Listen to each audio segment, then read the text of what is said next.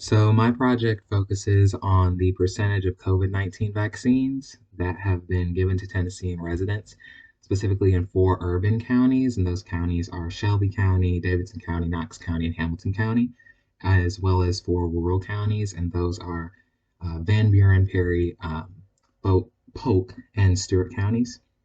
And I compared the averages of the percentages of vaccinated residents in each of the urban counties and each of the rural counties. And I also calculated the t-statistic and p-value and found that there was indeed a discrepancy in the percentages of rural counties.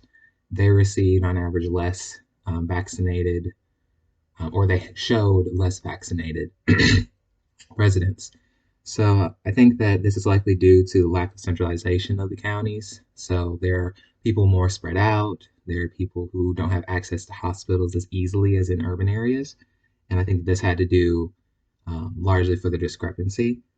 And in terms of the project as a whole, I think that it gave me great insight as to what data means and how, specifically, especially in this current climate with the pandemic and everything going on, how data can be interpreted real world situations and how differences in data can really affect real world circumstances and environments that we live in.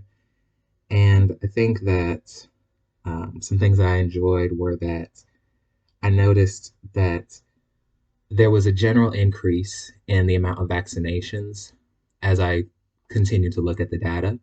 And that was something that I found encouraging, I guess you can say. And um,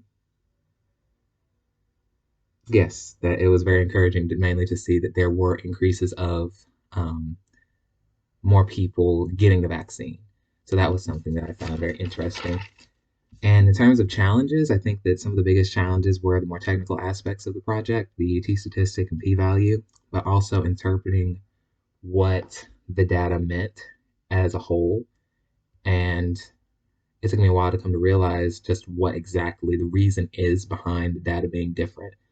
Um, After thinking of all the reasons that it possibly could be, I came to the conclusion that it's centralization. It's a issue of where people are in terms of medical care and how they can receive that. So it just goes to show that there is some more work to be done in terms of vaccinating people, especially in rural counties and all across Tennessee. So that was what I learned.